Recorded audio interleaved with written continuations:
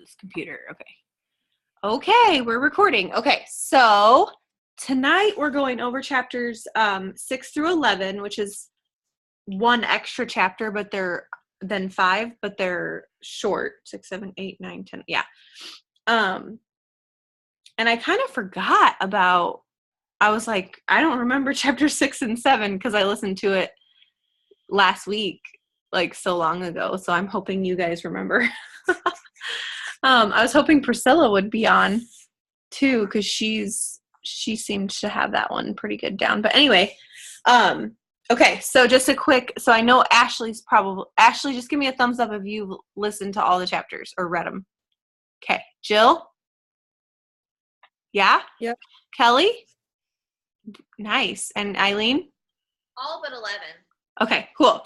Yeah, I was just finishing up 11, like right before this call, or in the bathtub. So, okay, so let's just go through the chapters, chapter by chapter, instead of just like random thoughts throughout, and just see, well, first of all, does anyone have anything that maybe from the first call or the first set of chapters that stuck out to them this week, or they had an aha moment in trying to apply something or anything like that?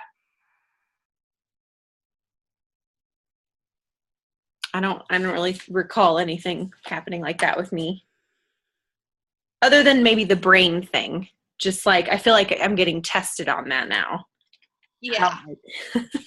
How like, I don't know, just like, okay, you gotta change those pathways and stuff like that in your brain. But okay, so chapter 6 is talking about confronting the truth.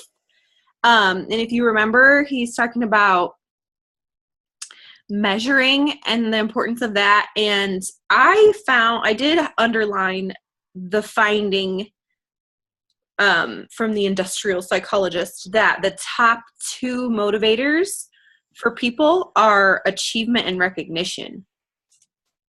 In the workplace, not necessarily like life, but so that was interesting to me, which makes sense. I mean, like the way that Beachbody is designed, like we do focus on both of those things a lot. So, but then it's like all about how the only way that you can know that you're achieving is if you're measuring. So that was a weird that was interesting to me. I don't know. Because it also talked about, and I'm sure other people watching this later will have opinions, but about this, but it talks somewhere about like, oh, right here, it says a common misconception is that scoring damages self-esteem. But research indicates the opposite. Measurement builds self-esteem and confidence because it documents progress and achievement. What do you guys think about that? So the misconception is that keeping score hurts your self-esteem, but in fact, they found the opposite, that it builds self-esteem and confidence because it documents progress and achievement. I think people now, like I think adults would say that, most adults would say that it hurts self-esteem, because when most people are thinking about keeping score, they think about keeping score about things with their kids. And because of the way that kids' minds are, anytime they don't win, naturally, because they're still in that learning stage, they get upset about it. And so adults can see that, and there can be the misconception that by not everybody winning, or something like that people's feelings will get hurt, or that their self-esteem will get hurt. And that's something that's been a misconception for so long that it's actually carried on to adulthood, and people don't realize that they're like still holding on to these childish thoughts of like, everybody has to win. Well, the thing is not everybody has to win. You're either going to win because you want it and you earn it, or you're not. Like, there are losers and there are winners. You want to be a winner because you have to go to get there. And it just irks me. Not everybody wins. Like, I can't stand that. But so that's my opinion on it. Yeah. And what about you, Kelly or Jill? I kind of had something that tied into this with the next part, the measuring results, where it says, it's the first couple sentences there. It says, scorekeeping functions as a reality check, providing performance feedback and insight into your effectiveness. Effective measurement removes the emotion from evaluation process and paints an honest picture of your performance. And the note that I made about that was, I'm personally someone who would prefer something more like brutal honesty over worrying about my feelings, because when it comes to my performance, I want to know if I am or I am not doing something right, because I want to be able to make adjustments and corrections and improvements as I go, instead of not being told to the end and then I have all this big mess to figure out or I'm stuck with.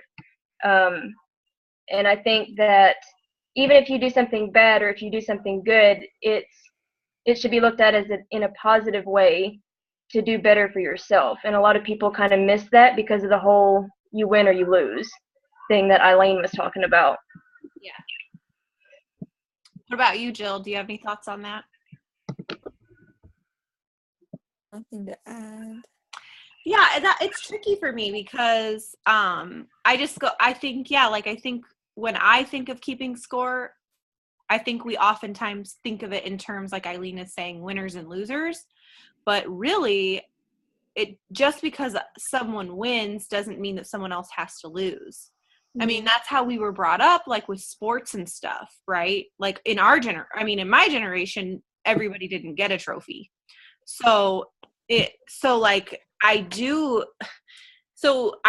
kind of feel warped in the other way that I don't know, like that if you keep score, well, then you're also keeping track of faults and you're keeping track of missing, and because I'm just so brainwashed growing up with my dad, because he is someone who keeps track of your mistakes and what you like. I could have a great game, but and we could win and I did really well, but like he's gonna remind me of the shots, like of the shots that I missed, or you know what I mean? And that's how coaches work. I mean, coaches were great. I loved my coaches. It's just that like when I think of those things, like the measurements, it's I don't have a good feeling about it. like I love winning, but it's always been about it. But like when it comes to I don't know, like I just have that, like there's like I have like a negative association with it. So and untruthfully, in other scenarios like school or the workplace, anytime that I'm succeeding and doing well, it means that someone else isn't doing as well. Like it's always been, it's never been like a team. I mean, it's a team, but it's like, I don't know if that makes sense. Like if I'm doing really well, then somebody else isn't being looked at in a as positive of light. And so that makes me feel bad. Yeah. I don't know if that makes sense.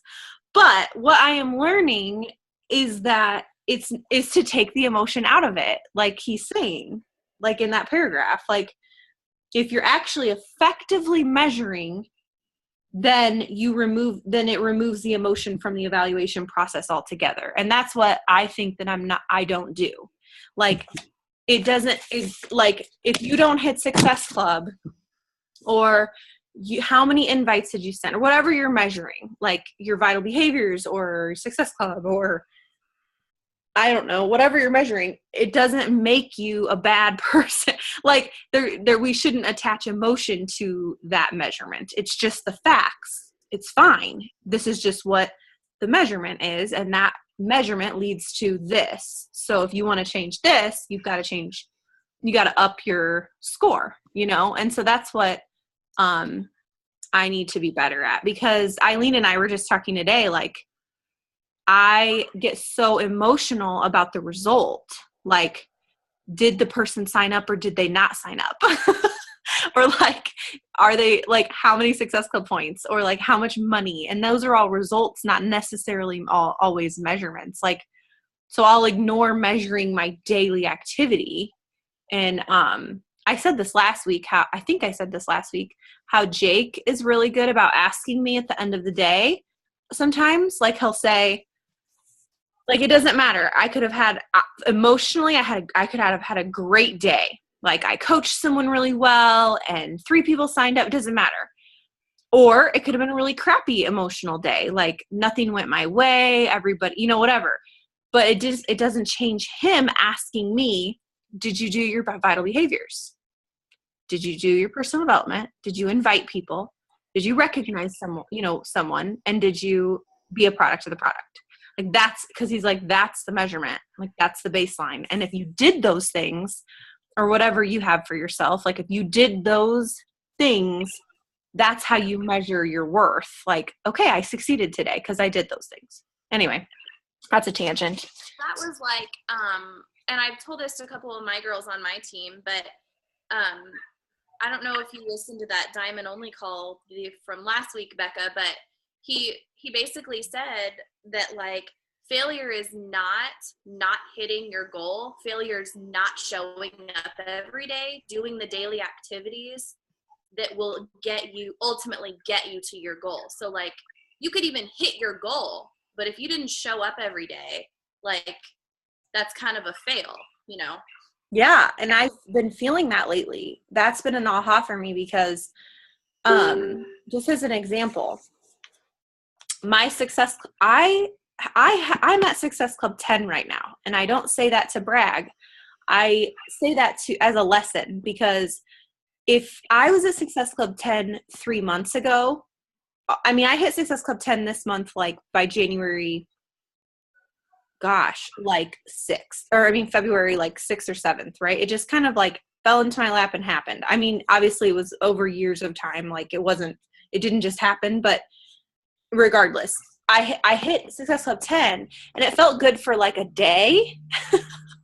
And then now it doesn't feel as good. And I was like, dang, if that had happened to me a few months ago, like even 3 to 6 months ago, I would have been like, my emotions and everything would have been so like, they're so invested in that I would have been like, I hit Success Club 10. That's awesome. Like, some months I was struggling to hit Success Club 5, right? So I'd be like, sweet, I did it. And then I would kind of like take my foot off the gas and like not do the vital behaviors, and I would feel great about myself. Even though I'm not showing up, I'd feel great. And it wouldn't have ever even bothered you that you had done that 3 months right. ago. And now I find myself feeling crappy. Like, I find myself this past week, or at least this past like few days, like feeling like, and it's not, and I hope that it's not just like a discontent of whatever, but I think it's because I know I'm not doing what I should be doing. Like, I'm not showing up I haven't showed up in a few days. I mean, I haven't showed up, like, I haven't done what I know I need to do.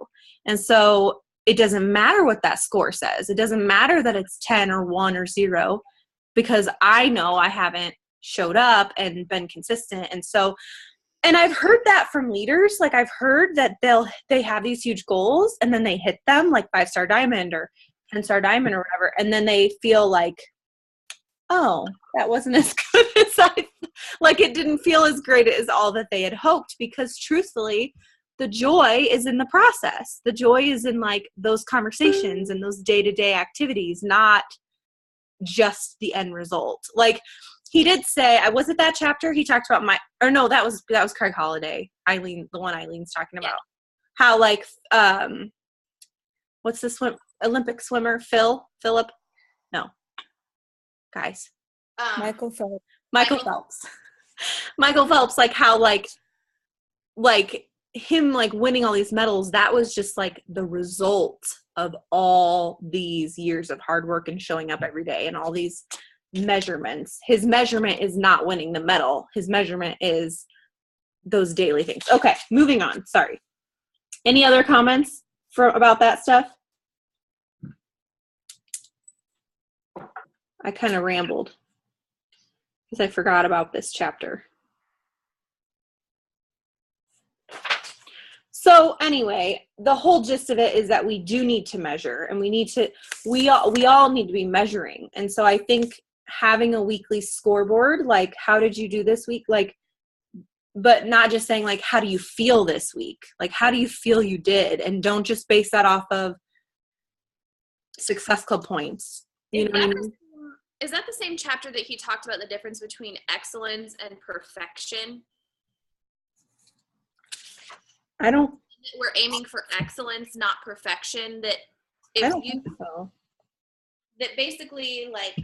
Oh yeah, it does. Yeah. If you're aiming for excellence, well, if you stop worrying about being perfect and instead you aim for excellence, even if you do only 85% of the things that you should be doing every single week, you're still going to hit excellence.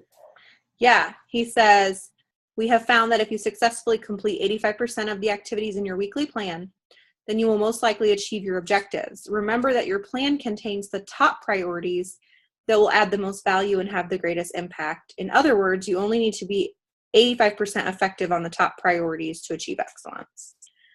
So, yeah, I think it's important for us all to come up, like, have, like, know, and that's why the vital behaviors are there. Like, have your measurements each week and ask yourself if you measure your actions, I guess is what I mean.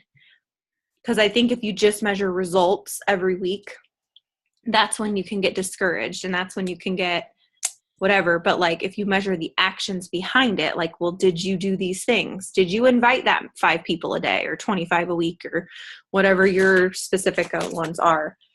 Then you can feel good about yourself. I mean, not that you should feel bad about yourself if you didn't, but like you can feel satisfied that you did it. You did it. Okay, moving on. Kelly, do you have, unless you have, anybody has anything to add? Okay, this chapter 7 is about intentionality. And again, I don't really remember this one. Importance of yes or no. You know, not purposeful about how you spend your time. Then you leave it to chance. Oh yeah, I was talking about that, like the average person will waste 2 hours a day just simply from not saying no. And like that could be not saying no to yourself, not saying no to others, dropping what you're doing to help somebody else. Like those things are fine. I mean, obviously you're going to want to help other people. That's our job.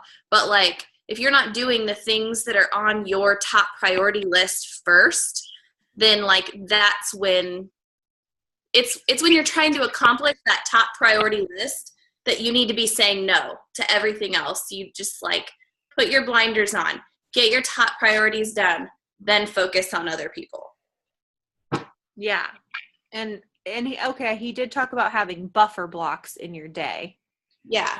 So have some unplanned time to deal with low value activities and just things that come up and arise. So that's important. Like I remember reading or listening to Craig Groeschel. He's a pastor, and I don't remember, but it was all about having margins in your life. So he talked about, you know, having margin with your time, having margin with your budget, having margin with your relationships.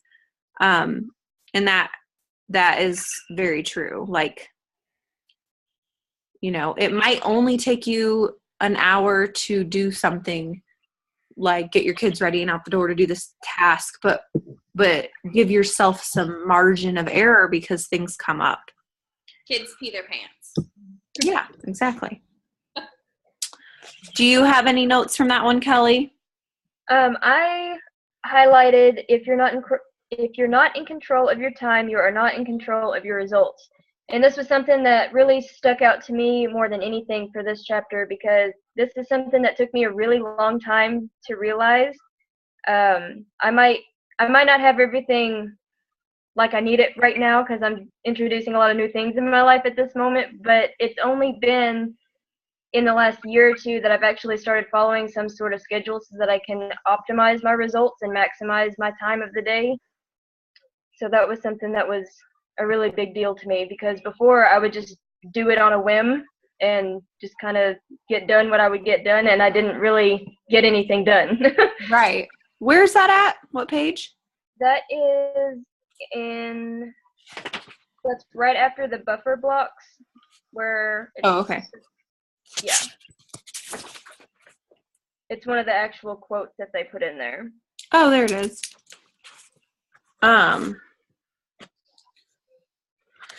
Yeah, I wonder. That's interesting to think about. And I think that is true. Like, that's why I have to have a time. The days that I have a work time, like this, and I stick to it, like, okay, this is when I'm going to work, or this is when I'm going to do this. My days are so much better, because my days where I just, for whatever reason, ignore those work times, or I just don't get them, I don't plan them ahead of time, or I just ignore them, basically, then I'm like, it's like I'm working all day, but I'm not, like you said, I'm not really being that effective. Mm-hmm. I'm probably getting less done than if then my kids are being neglected, or other things are, I'm just stressed and just everything. Yeah. But if I have like, I'm in control of my time, I know it's coming, this is what I'm doing in this hour, whatever. Like, that's one thing that I like about, like, being able to do this job on your own time. I think it's such a double-edged sword, because like because there is nobody there, like, being like, hey, you didn't show up for work this morning, or like something like that. It just, I don't know, I guess maybe that's just this type of career, that's the way to weed out the people who can and cannot like show up for themselves. But I know, like, for me, I struggle because, like, my husband will, like, to him, I can just do this whenever.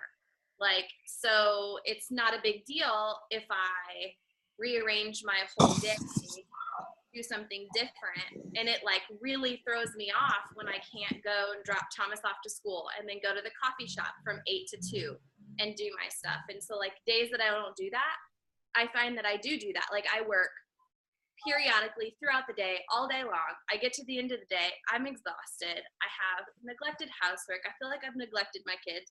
I haven't even done all the things in a regular power hour, but I feel like I've been working all day. And so, like, that irritates me. It's one of my current things that I'm working through. Yeah, no, I agree. And that's funny, because Jake and I, and he just says right here, he says, consider when you tend to be at your best. Like, first figure out when are you going to be at your best.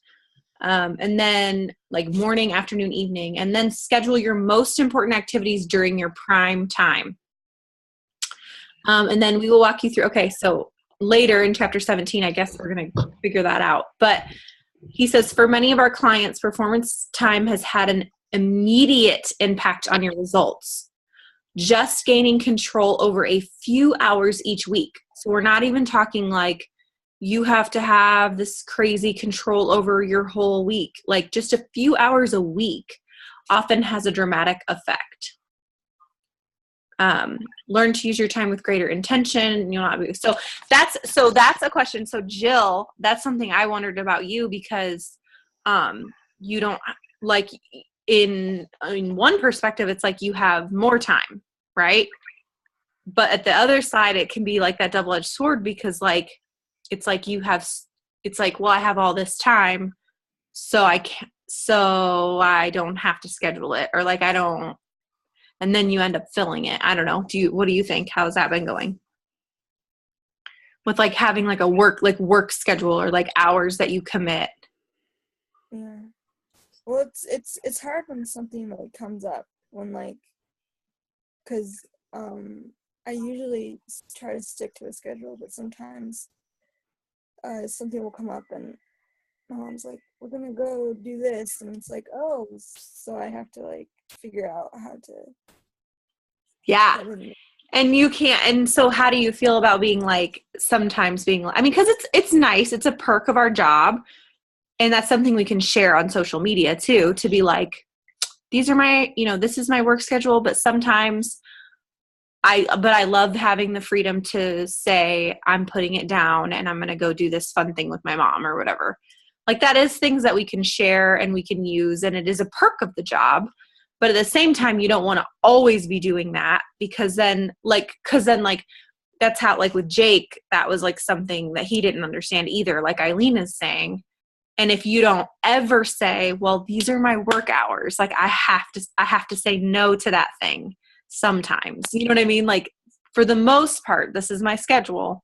Occasionally I'll change it if something, but if we always change it, like every time something comes up or someone else has something they want because we can, then it's like it's harder to stick to it. And it's harder for the people in our lives to take it, you know, not that they're not taking it seriously, but like to take it like, okay, no, she's working. Like that's okay.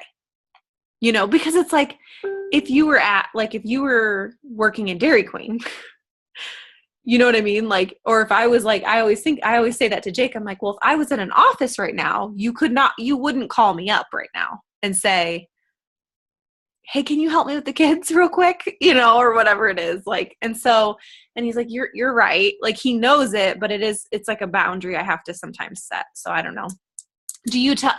Jill, do you share your schedule with your family? No, I don't. That might help if you just like print out your hours. And I mean, you can always like talk to your mom it doesn't have to be the same every week. You could talk to your mom ahead of time. This is something I've had to do with Jake too. And be like, cause maybe each week is different and your mom, you know, your mom's not, her weeks are never the same. Like she's always got things that come up. So you could sit down one time a week and say, okay, what's going on this week that you want to do or you need me for or whatever, and then you can work your schedule around that and say, okay, so here's what I'm going to work, blam bam bam, and then print it off or just have it be a known thing, and then she can kind of work it around your schedule too. I don't know if that helps. It seems to help me and Jake. We usually have pretty set hours, but then like we'll have weekly meetings too where like there's just days where like it doesn't work, and so if I know ahead of time, it's fine. But yeah, that happens to me, Eileen. Yeah, it just happened yesterday. I was working. I'm supposed to work when he gets home. I'm supposed to work from like 4:30 to 6 is like a time I get to do certain things, and it's like I can't have the kids around. Like it's like I'm like being creative or I'm coming up with whatever. And he was having a hard time with the kids, and he's like, can you just come help, blah, blah, blah. And I got really mad, and he's like, you don't have to be so mad. And I'm like, well, I think the reason I get mad is because I want to come help, and I don't like hearing my kids, like you struggle with the kids. Like my heart wants to, but I need to do this. Like I'm committed to this. And so I would appreciate it if you just didn't ask me. Like figure it out, okay? Yeah, like you can do it. If I wasn't home, you would, you know. So he's like, you know, you're right. So anyway, Kelly, did you have anybody other thoughts on that one? I don't think so. You did say we need to have breakout blocks, like time where we have free time. What's free time? He says, very often entrepreneurs and professionals get caught up in working longer and harder, but this approach kills your energy and enthusiasm to achieve greater results. What's often necessary is to not actually work more hours, but rather taking some time away from work. And it, you know, when you come back, you're much better. And that I struggle with that. And, but I do find it to be true. I just struggle with it. So, cause it's hard for me because I'll have like this looming feeling like I should be doing something. Well, for me, like, Jonathan's been all over my case about like taking a 24-hour period in the week where I don't like work, like none at all during that 24-hour period. Like, You can post on social media. Huh? You can post on social media. Didn't you say? Yeah, like I post on social media like regular stuff. Like I wouldn't do like a call to action post or something like that. But right. Like I would just do the things I would normally do if I wasn't a Beachbody coach. Right. And, Okay. like for me, what's so hard for me, especially because I've had such a rough month, like I try to take my 24-hour period from like midday Saturday to like later on, midday Sunday, because I'm already at church and I'm not really working anyways on Sunday. And then I nap on Sunday afternoon. That's like my guilt-free nap time. And it's like torture to not check my messages, because I'm like, I've been messaging people all week. What if those 10 messages is everybody wanting to buy a challenge pack? Like, I am still not at my success club goal. And it drives me nuts, because that's just kind of where my mind is at right now. And so, yeah. It'll get easier. You'll get better at that. That's funny, because Jake used to struggle with that. He doesn't anymore, but he used to as a pastor. Because, as a pastor or an entrepreneur, there's always something you could be doing. Yeah. Somebody always direly needs you. But the thing is, it's like, if they want to buy that challenge pack right now, then they should want to buy it in 24 hours. I know. But I'm just like, people are flaky. Then they don't really want it. Like, then it's like, whatever, like, because you want them to be ready. You want them to commit. You don't want just a success club point and then they completely fall off the wagon 2 days later because they're whatever. So yeah. That's hard, but it's a discipline and you'll get better at it. Yeah. Chapter 8 is accountability as ownership. So this I really struggled with that chapter. Yeah, why? Tell me. So we call our groups accountability groups. I was just like, well, because he basically says nobody else can hold you accountable but you. Yeah. Like, you are going to either do what you're supposed to do or not do what you're supposed to do on your own accord, because you got yourself there.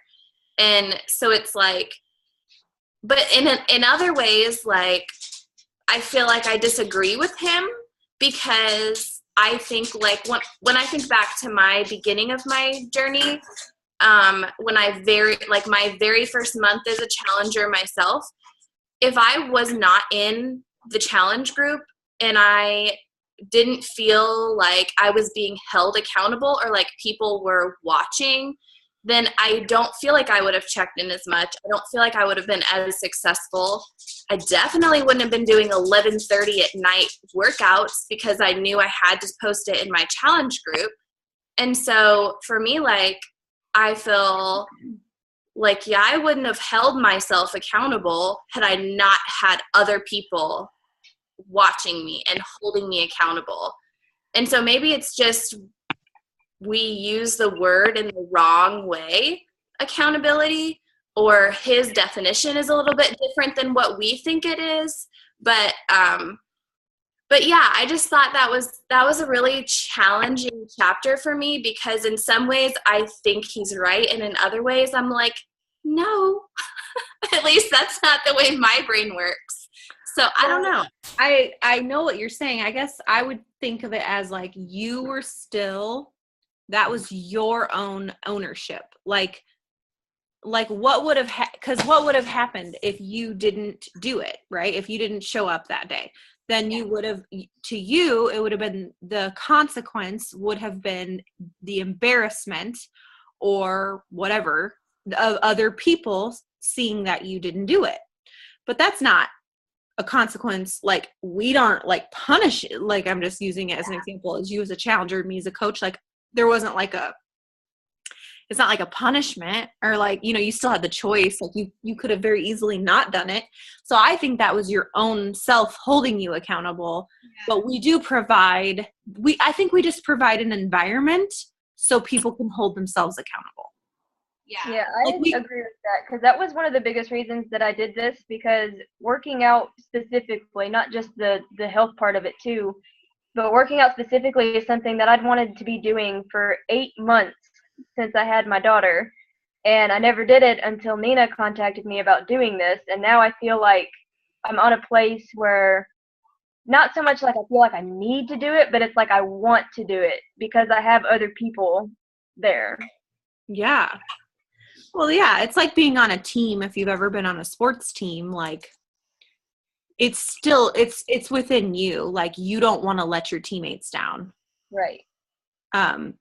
But I agree that I think it's totally different to be on a team or to be in a what we call challenge group, accountability group, than to be on your own. But I still think it's, look, I've had challengers who join these groups.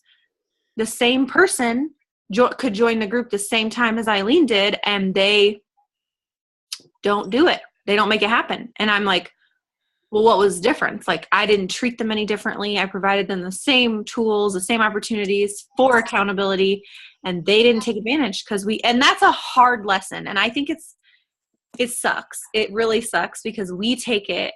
As a coach, you take it, you feel responsible for this person's success. And that's something that you have to learn. You'll learn over and over again, but that I do agree with him. Like, we're not responsible for their success. We're responsible for giving them the tools, doing all we can, showing them this, but they have to want it. And that's why I make a video.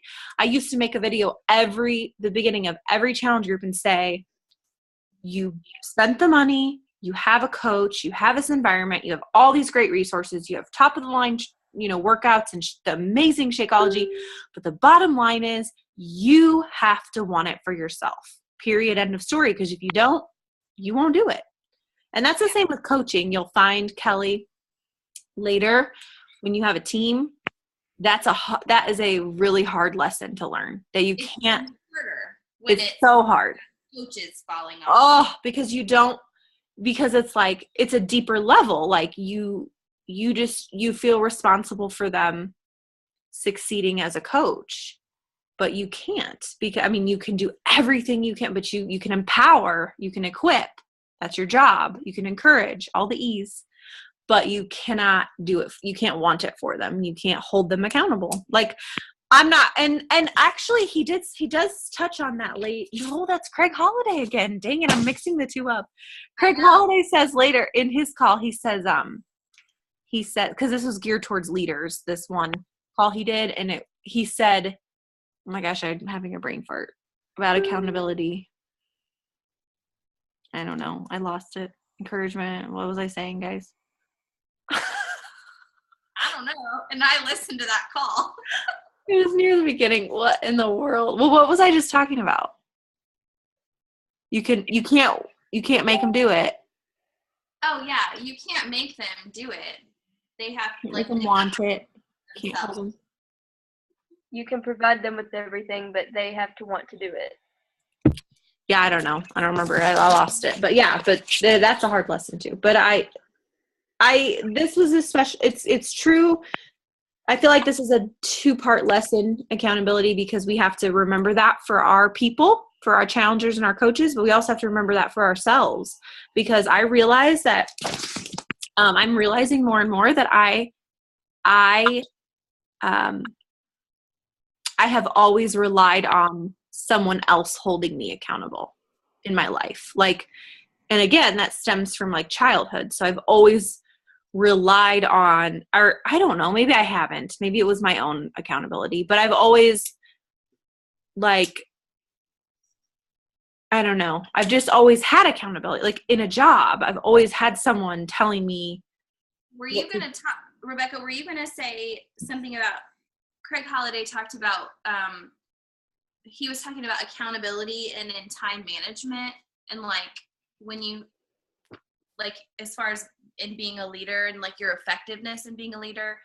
So like those people who really want it, who really go after it, who are pursuing it themselves, like those are the people that you like will pour yourself into and give. No. Like I didn't even get that far. I don't know. I don't even know what I was going to say, honestly. Yeah.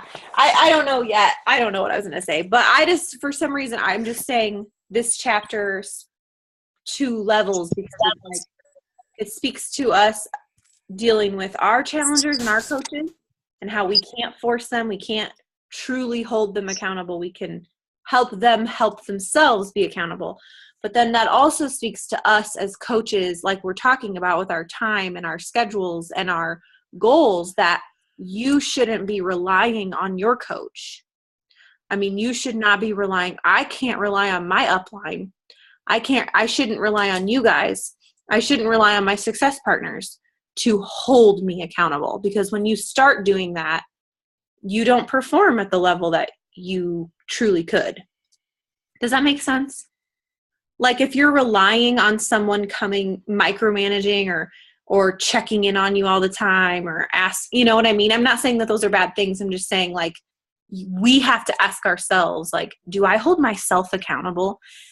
And that's something that I'm really learning that I need to be better at, because I think just because I've always been in an environment where I had a boss or I had a teacher or I had someone that was going to, or my dad, you know, I was going to have to answer to, that now I don't have anybody to answer to, and it needs to be me. Does that make sense? That's tough. I noticed that even with parenting. Like, this sounds bad, and I don't mean this in like this isn't like, I don't mean like abuse or anything, but I mean, like, there are days where I think to myself, if I was the nanny and I had a nanny cam set up, I would be fired. Like, not because of anything like crazy. I just mean, like, because I don't have that accountability. Like, I'm not, you know, when you're working for someone and it's your job or like whatever, you do better. I mean, you typically, like, You're a lot more diligent. Yes, you're careful. You're a lot more attentive. Yeah. Or like in your marriage or whatever, or any relationship with someone. Marriage, excellent example. When you're dating, you are a whole lot more aware of the intentional time that you spend with your significant other, or your tone. Or your tone, or for instance, putting yourself together. I guarantee when you were dating your significant other, you did not go 3 days without a shower. Like, yeah. You were Rebecca. I mean, that's kind of how he met me. No, I didn't really. But no, yeah, it's true. Or like, if you just think about like comfortable with things, it's easy to let things slide because we want what's comfortable. We want what's easy. Human beings in nature are lazy. And so it's like, it's easy to be that way. Yeah. I always think, like, you know, like if you're fighting, if you just with anybody, it doesn't have to be your significant other, it could be anybody that you're close with.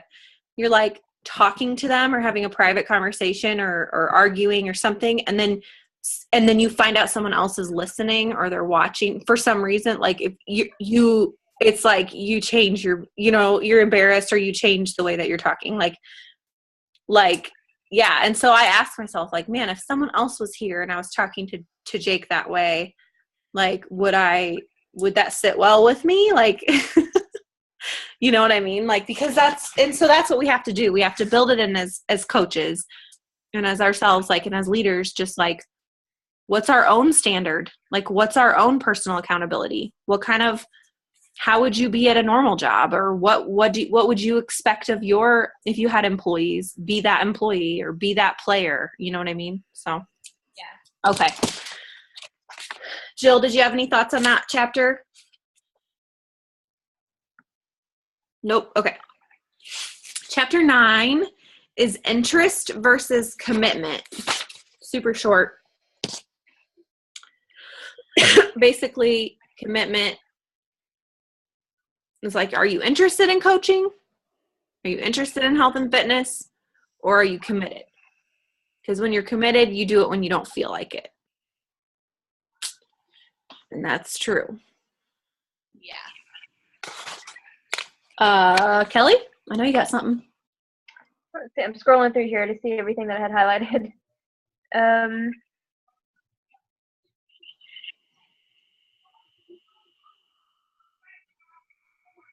Learning to do the things you need to do regardless of how you feel is a core discipline for success.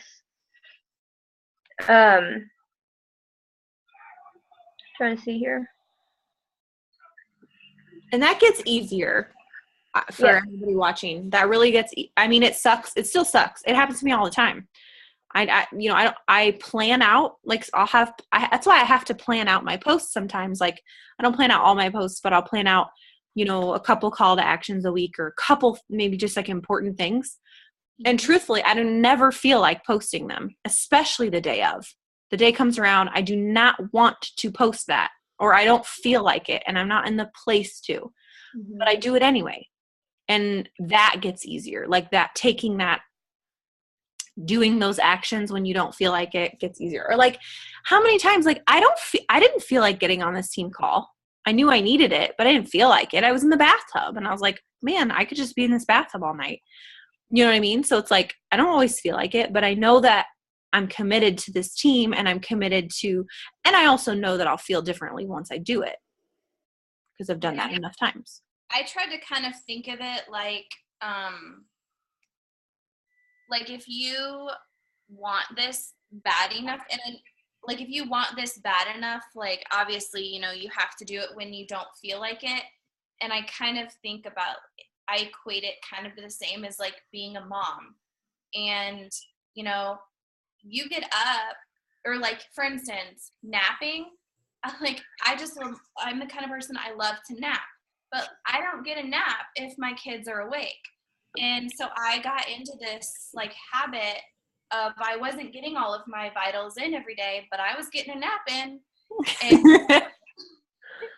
And that was like in December, I changed that because I kind of started looking at things like, okay, well, if I treat my business as like one of my children, because it's new, it's still growing, I still have things that I need to learn about it, I'm helping teach other people. Like I got to the point to where if my business wasn't taken care of, I still didn't do the napping thing. And like, for instance, when you're sick, you still get up with your kids or in the morning time, or like you still have to take them to school, just that kind of a thing. So like for me, and I'm nowhere near perfect at this, but I just try to think of it that way. Like, would I get up, like if this was my kid crying, would I be getting up and doing this? Well, yeah. You're not going to just neglect your kid because you want to do something selfish. That's a good way to look at it. Yeah. And this is something that I have been working on a lot, even before I even knew Beachbody existed. Just in the last month or two, there's this YouTuber that I follow, and she made a point that if she's in her PJs all day because she works from home, she doesn't do anything. But if she changes into something as simple as like workout gear or just something that's not PJs, whether she's working out or not, that makes her feel motivated and disciplined to do whatever she needs to do for that day. And that's something that I've started doing, because some days Heidi wakes up at like 5 or 6 o'clock in the morning, and I just went to bed, 6 hours ago or something, and I don't want to get up. But when I get up and I change my clothes, I feel the need to go to start my day. So this is something that's kind of the reason that I highlighted this, is because it's something that I've been working really hard to try to do. Yeah, that's a good point. I was in my pajamas all day today, and I didn't do a lot. What else you got, Kelly? Let's see. From that chapter.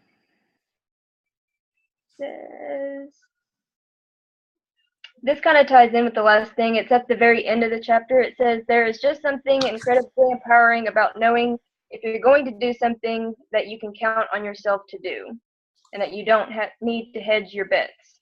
You don't have to hedge your bets? Correct. What does that mean? So that means like if you get to a point to where if you tell yourself that you're going to do something, in the back of your mind, you're not like doubting yourself or betting on yourself that you're going to do it. Like there's no point in even doing that, because you just know you're going to do it. Like, for instance, if you, like, you're going to go to the bathroom every day, or like, that you're gonna, just, it becomes like a second nature task. It becomes as normal as going to the bathroom kind of a thing. Yeah. Jake, my husband's really good at that. Like if he says he's going to do something, he does it. Like he's really good at being disciplined about, like if he wants, it's like he's going to get up and do it. I'm not. I didn't remember this part, and I'm looking at it right now, that the number 1 of that list is strong desire. In order to fully commit to something, you need a clear and personally compelling reason. Without a strong desire, you will struggle when the implementation gets difficult. But with a compelling desire, seemingly insurmountable obstacles are seen as challenges to be met. The desired end result needs to be meaningful enough to get you through hard times and keep you on track. And obviously, like, I think we hear that all the time in different ways about, like, you should have a why that makes you cry. And, like, we hear that stuff. And I think that's really, really important, because it's so much easier to do these actions and have this momentum when things are going well for you. But when they're not, or you don't feel like it, or your life happens, so many things happen in life. That's where it's got to be deep. Like you have to, why are you doing this? And you have to figure it out before those things hit, because otherwise you'll be like, yeah, why am I even doing this? I should just quit. If at one point you were totally rocking it and you were totally doing great, and then all of a sudden you find you're not doing so hot and you're majorly slacking off, or that you're just not doing what you were, then it's time to reevaluate your why. Has your why changed? Like, I know I definitely ran into that problem. Like when I started, I was able to be so successful, and I was able to drop like crazy weight in a very healthy way, because I was determined to not be over 200 pounds. Like I was determined for like my kids to not know that like I didn't like my body. I was determined to get back self-confidence. Well, I got to a point to where I went from a size 18 to a size 8 in like 4 or 5 months. Like I was feeling pretty hot about myself, and that no longer was a sufficient enough why or sufficient enough motivation. Yes, I was still overweight. Yes, I was not at my goal, but it was no longer a burning enough reason to get out of bed every morning or to get in at 11:30 o'clock at night workout when I was tired. Like it was easy to slack off. So if you're getting to the point, like you have to reevaluate if you still want this. Yeah, and I think that's why like Rachel Luna was so good at that, like getting people to think about that stuff, because like when like coaches that financially, like where they're just like they absolutely need this to work, like there's no option, like it's like I have to, like so they can see the negative of what happens if they don't make this work, or they can see the trapped life, or they can see that whatever. So it's like sometimes you have to operate out of that place instead of just the dream. Like like the dream is great and that's fun and good. Brandy's talked about this before. I can't remember what she calls it, but like the good stuff is good. Like we want to dream, right? Like dream of all the possibilities of the things you can do with this business, the people you can help, the vehicle that it can be, the voice that you can have, whatever, like whatever your dreams are, what it can propel you to do. But you also have to figure out what the pain is that you're avoiding, because I think that drives people more. It drives you in the harder times. Like are you driven by pain or pleasure? That's what I think. Yeah, and it's like we're driven by both, but when you're in the hard times, you're not as driven by pleasure. You're not gonna. You can justify things more, like, well, I don't need to have that much money, or like I don't need to go on this vacation or whatever. But when you're operating out of pain, not in like a bondage way, like not in like a fearful way, but just of like I refuse to live this life of depression, or I refuse to live this life where we're constantly worried about money or trapped, or where my husband's always gone, or where you fill in the blank, we're on assistance, we're blah, blah, blah. Like whatever drives up those, or like Lindsay Matway, she has just such an incredible story, like from her childhood, and like she operates out of that pain. Like, I'm not going to let my daughter know what it's like. Like, I don't ever want to have to say no to her about going, or like not having lessons for something, because we couldn't afford it. But a deeper one she said was like, or having to choose between me going to work at night or going to her game. Cause that was stuff she experienced as a kid. And she was like, I refuse. Like, that was her why. So yeah, I think that's really important that you get clear on what makes you, why are you doing this? Okay. Chapter 10 is greatness in the moment.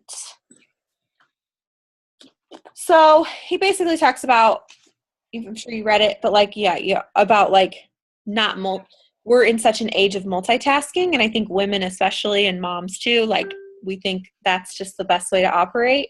But there actually has been a lot of research too that says that we really aren't good at multitasking, which like baffles me. Cause I'm like, really? I feel like I'm good at it. But you're not, like, because if you might be doing multiple things, but you're not necessarily doing them that well. Or it's wearing on you somehow. So I don't know. That was interesting. Being fully present in whatever you're doing. Kelly, you got any highlights? Let's see. I highlighted a few different things on, I think it's pretty much like the third page. It says, you are most effective when you are mentally where you are physically, when you are present in the moment. When you are totally present in the moment, when you connect with the now, life is more enjoyable. The current moment, the eternal right now, is all you have. The fact that life happens in the moment, life is lived in the moment, and ultimately greatness is created in the moment.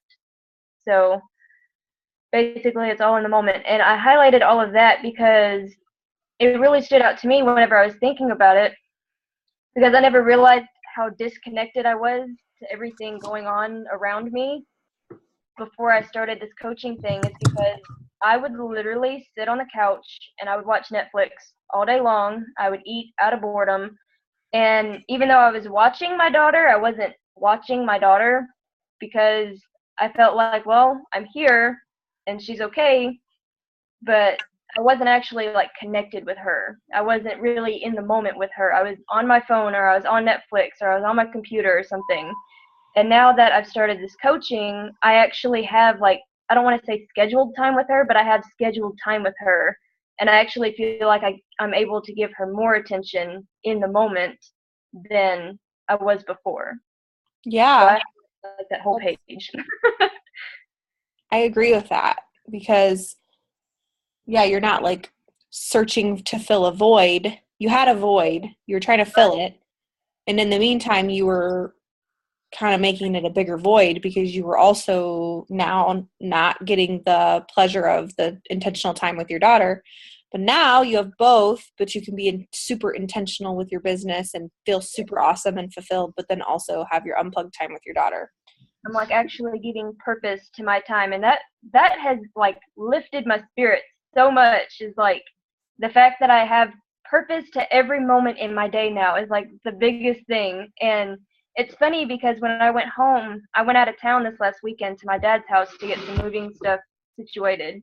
She was like, there's just something different about you. I was like, is it a good thing? And she was like, yeah, you just seem like so much happier and you look better. Like, not that I looked bad before, but like I have a glow or something. I don't know. So yeah, that was a really big deal to me to read all this stuff about in the moment, and it makes me feel good to know that I'm in the moment now. So I love that. I like the quote that he says, in our efforts to not miss anything, we unwittingly miss everything. Yep. And that is like, our attention is spread over various subjects and conversations, and we strive to do so much. And that's really like, obviously, like, it's common sense, but it's also like, if you've ever like sat through anything like when someone else is speaking, like a conference or a sermon or a training call, the ones where you are like in the front or, and you're not distracted and your phone is you're not even looking at your phone or the watch or anything, and you're just like focused, you inevitably enjoy it more and you get more out of it. You know what I mean? Could be the same exact conference, and then you take that and you are on your phone checking messages or checking your time or thinking about what you're going to, you know what I mean? And you aren't going to get as much out of it, and you're not going to enjoy it as much. So I always try to I like to sit near the front, and of things. Cause I'm like, if I'm going to be here, I want to be here. Like I want it to be, I want to get a ton out of it and stuff. So yeah, that's a good one. Anybody else have any comments on that chapter? I love how we're talking about not multitasking, and I'm sitting here folding like 5 loads of laundry. I mean, you're right, but I think there's a difference between folding laundry and like being on your phone or something like that. I feel like this is mindless. Right. Because I can do it and not think about it. Yeah. But like on my phone, like I actually have to use mental energy to do on my phone. This, I just have to stand here. Like I can be fully plugged into everything that's going on. Oh yeah, and that can actually, honestly, that's kind of like doodling, like for some people, like. Oh, yeah, I'm sure I would have been doing something else. Yeah, like you're an active listener, and that's totally fine. Yeah. You're not trying to but anyway. Okay, and then the last chapter is, I can't remember now.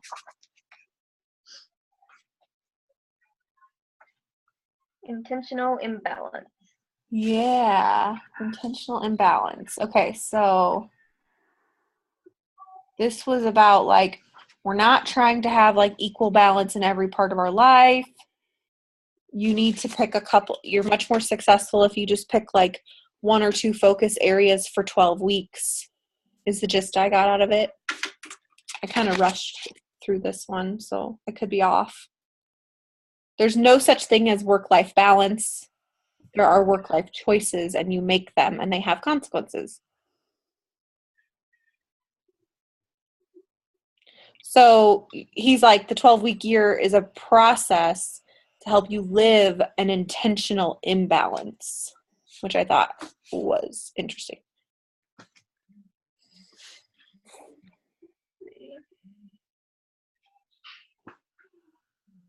Yeah, I haven't read chapter 11 yet, so. Do you have anything, Kelly? I had a couple things here. This one kind of tied into a little bit about what we were just talking about. Life balance is achieved when you are purposeful about how and where you spend your time, energy, and effort. And that kind of played in with my whole daughter story and being there and focusing that attention where it needed to be.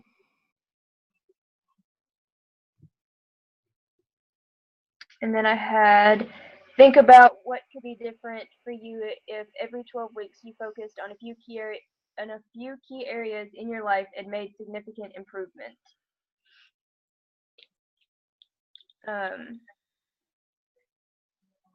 And every time they bring up how you schedule your 12 weeks as your year, it reminds me of my old job at Massage Envy. I was the assistant manager there, and it was a drag of a job. Because it was sales based, you had to meet quotas, you had to push this in somebody's face to buy a membership. And it was just there's no reward out of it, what few things that you get because of the way that they had it set up for you to work there. So I really think that this whole 12-week idea is really cool because you can set up better milestones and better rewards for yourself and your employees or something. And I thought that was really cool. Yeah, I like how he tells us, decide what to focus on, start with your vision and then rate yourself in the 7 areas of life: spiritual, spouse, family, community, physical, business, personal. And then you can take the ones that you want to focus on in the 12 weeks. And what I think is a misconception or an interesting thing to think about is I think we often think like, well, if I focus on these two areas, then I'm going to be neglecting the other ones. Or like then the other ones are going to be imbalanced. Like we only have, because we only have a certain amount of time, right? So we have to divide it. But it doesn't necessarily mean that you're like, if you give attention and focus to a couple of areas, that the other areas are automatically going to go down any. They might stay the same. They're not going to, but they're not necessarily going to like totally suffer. If you have a good foundation, if you've got good systems in place, like we're always getting better. We're always, you know what I mean? Like, and occasionally it does happen and you realize you weren't just maintaining, you were totally sucking the air out of, like you were affecting another area negatively and you reevaluate. But the idea is that like, okay, these are pretty good. So I'm going to focus on this 12 weeks and here's my tasks and here's my goals. And, because you've already made habits in the other areas. So they're already habits. So they're not going anywhere. It's just that you're going to be more intentional and a little bit imbalanced and focus on these. So yeah, that was interesting. Okay, so then after this, we start part 2, which is putting it all together and talking about like the execution and things like that. So establishing your vision, and it's like there's like a lot more of like this kind of stuff, like taking time. So if you are listening just on audio, you might have to just like pause it or have times where you like make a note in your phone to come back to it, and then like so you can maybe write some stuff down because there's a lot more of that stuff coming. But anyway, let me check my phone because I had some notes. I'm just to make sure. Does anybody else have anything to add to any of that?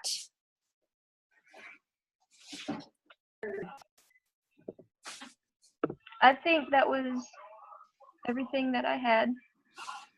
Okay, one quote from Craig Holiday, again, that I really liked. This is kind of off topic now, but he said, we as coaches, like we can't be we're not travel agents with people. We have to be tour guides. And I really liked that quote because it's like, we're not just like these experts that sit behind the computer screen and tell them like, well, this is the best place, blah, blah.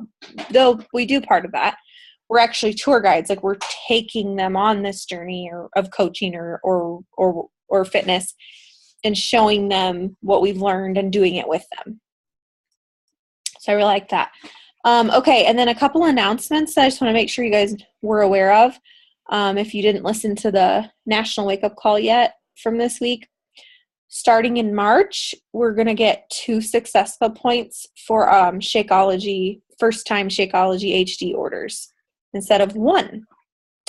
So that's exciting. So I think they're just trying to put more emphasis on Shakeology and people committing to that part. And so also because it's harder now to convince someone to like, they either are going to probably do the all access pass and get all the workouts, or they just want Shakeology.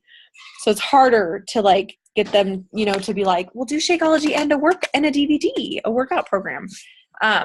And so it takes that pressure off of us and we can just, focus more on Shakeology and stuff. But anyway, so you get 2 points starting in March, and then the all access pass, I need to learn up on this a little bit more because I've read a couple different things that I'm pretty sure I didn't even know if they were going to continue the all access pass challenge pack, because it just says in the back office it ends, or promotion ends in February. So I'm like, is the price going up? What's going to happen? So I really don't know. But I did learn today that it says that we're only getting 2 points for it in March, starting in March instead of 3. So that's a bummer. I wonder if the commission is going to change. I can't see it going. It won't be any lower, but I could see it going higher if they're raising the price. Which I really hope they do with this, what they did with a couple of the $140 challenge packs. Like they would be like, this is the last month. And then you'd get to the next month and they'd be like, Just kidding. We're continuing it, yeah. And then one last thing, and Jill already did this. I didn't tag you, Kelly, but in the Beachbody Champions page, and Eileen, you'll want to know this for your coaches. There's a post recently that, and I don't know how soon you need to do it, but there's a post in Beachbody Champions where if you just comment with why you became a coach, you have a chance to win a free summit ticket. Oh, cool. I mean, obviously it's like, I don't know if you'll get it, but you might do it anyway. Yeah. So that's exciting. So those are the only like really updates I have. I just added you to that page, Kelly. Okay. Yeah, it's a helpful page. I like it a lot because there's a lot of good quick videos and content on there without like, there's not like, like in TKO Elite Coaches, there's tons of questions all the time and things that don't really apply to you all the time. But in Beachbody Champions, it's just like mostly helpful content. So it's cool. I'll tag you in the post, Kelly. Okay. All right. Well, I think that's a wrap. It's already 8:45. So when will you have this recording? Well, it just immediately starts uploading, and then I have to just put it on YouTube. Because I've got coach asking. So probably by tomorrow. What's tomorrow? Tuesday? Yeah. Yeah. Depending on how long it takes, but okay. Any other questions? Does anybody have any questions or comments before we hop off? Yes. Do you know, do we have anywhere listed, like, there's a lot of things, like big things coming up. Do we have anywhere that's listed that says, like, this is when surge is, this is when you have to be emerald for this training, this is when... No, just in the team page, I delete. It's pretty uncluttered. So if you just go to our team page, you'll right away see like the surge, you'll see the push to diamond group, whatever, because I like when I recognize people or welcome new coaches, I give it a few days and then I delete it. Or like this link, hey guys, reminder we have a call, I'll delete it. So that way you can just scroll quickly and find that stuff. And for to be emerald rank, they don't have to be emerald to do the push to diamond, right? Right. They just have to be diamond by, is it March? No. When is it they have to be diamond 6 by? weeks later. So like mid-April, maybe? Is it just as long as it's by the first day of the Star Diamond training? Yeah, probably.